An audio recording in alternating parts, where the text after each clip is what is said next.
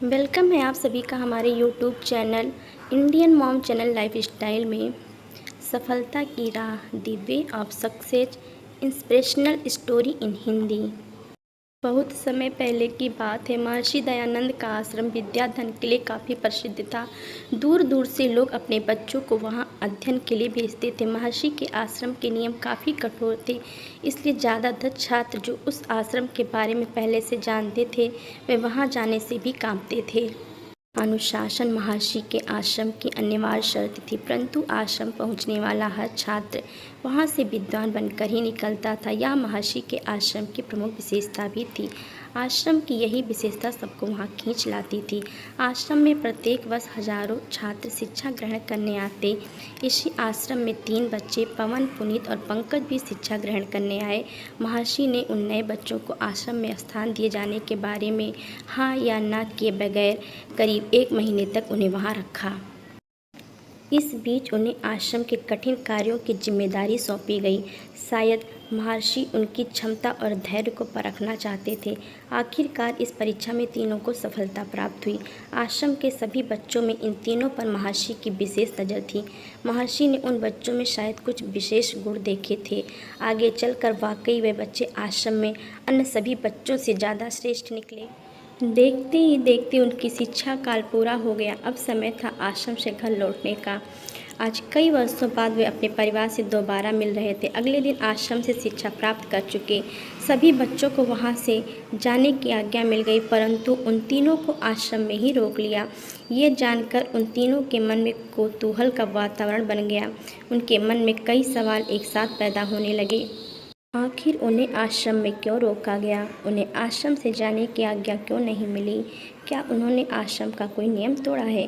क्या उन्होंने कोई अनुशासनहीनता की है? अगर ऐसा है तो उन्हें इसका क्या दंड मिलेगा? इन सब सवालों ने उन्हें काफ़ी परेशान कर दिया। आश्रम के सभी बच्चों के जाने के बाद महर्षि वहां प्रकट हुए। तीनों के मन में उथल पुथल कर रहे सवालों को महर्षि ने भांप लिया। वो मन ही मन मुस्कुराने लगे। महर्षि उनके समीप पहुंचे और बोले, घबराओ मत, ऐसा कुछ नहीं है जैसा तुम सब सोच रहे हो। अपितु तुम्हें हमने यहाँ इसलिए रोका है क्योंकि तुम हमारे आश्रम के सबसे होनहार और योग्य बच्चे हो। आज तुम्हारे शिक्षा प्राप्ति का समय पूरा हो चुका है और तुम्हारा वापस अपने घर जाने का समय आ गया है।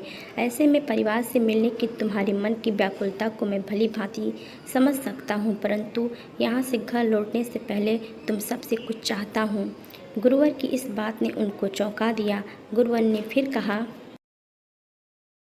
क्या तुम सब वह करोगे जो मैं चाहता हूँ? क्या तुम सब मुझे वह लाकर दोगे जो मैं तुम सबसे लाने को कहूँगा? महर्षि के प्रश्न का उत्तर तीनों ने एक स्वर में दिया, हाँ गुरुजी, बताइए क्या आदेश है?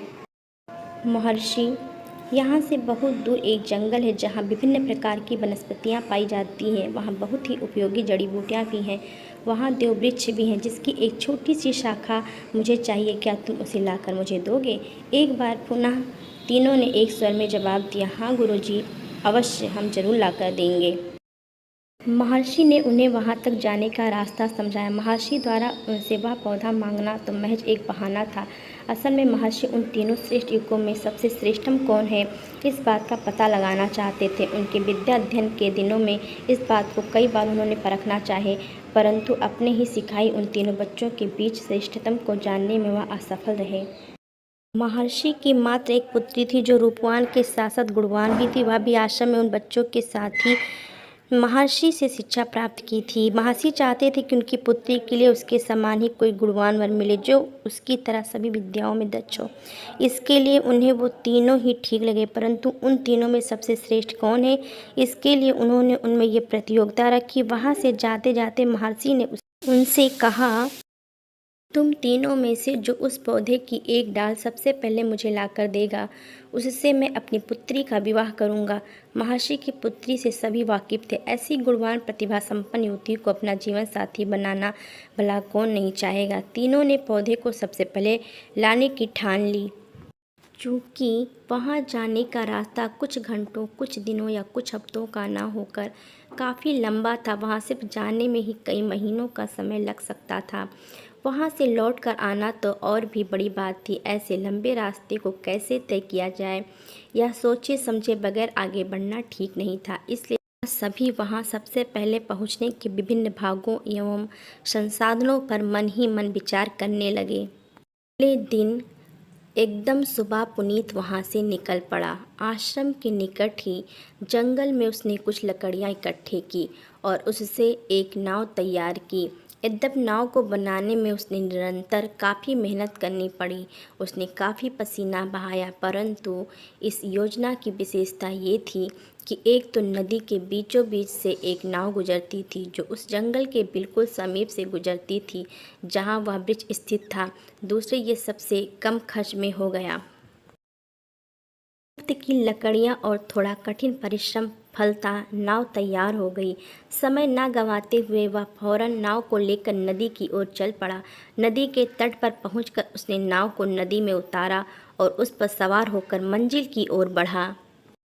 परंतु यहाँ आश्रम में पवन और पंकज अभी यही सोच विचार में लगे थे कि वह इसके लिए कौन सा मार्ग चुने। शायद वे ऐसी चैलेंजिंग कंपटीशन में किसी प्रकार की जल्दबाजी नहीं करना चाहते थे। दूर दूर से महर्षि उन पर नजरें गड़ाए हुए थे।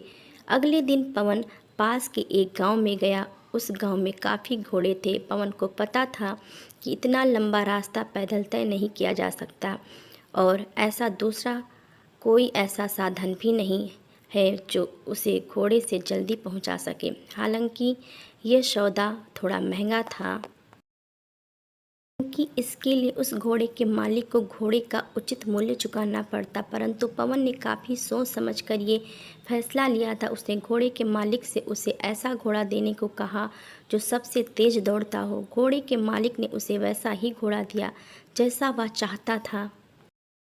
पवन ने उस घोड़े को खरीदा और उस पर सवार होकर काफ़ी तेज़ी से मंजिल की ओर बढ़ चला। अब अंत में केवल पंकज रह गया। कई हफ्ते गुजर गए परंतु पंकज नहीं गया।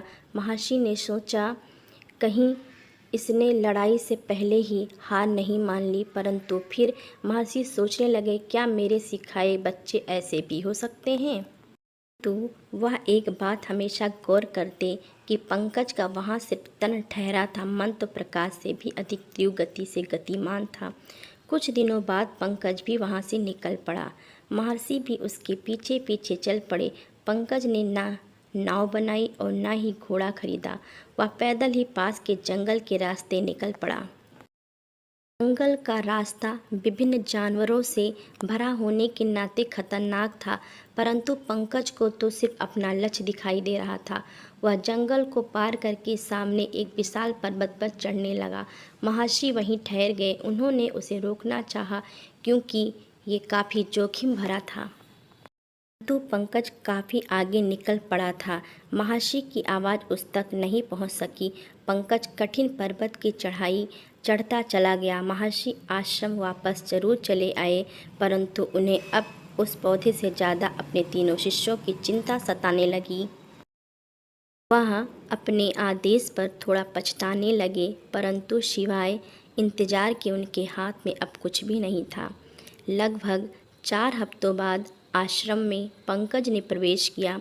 उसके हाथों में गुरु जी की इच्छा अर्थात वह पौधा था। महर्षि ने सबसे आखिरी में जाने के बावजूद सफलता के साथ लौटे पंकज को बस देखते ही रह गए। तो कहानी अगर पसंद आई होगी तो आप लोग लाइक शेयर एंड सब्सक्राइब करना बिल्कुल भी मत भूलिएगा। आपसे मिलते हैं नेक्स्ट कहानी के साथ, तब तक के लिए bye bye. Thanks for watching.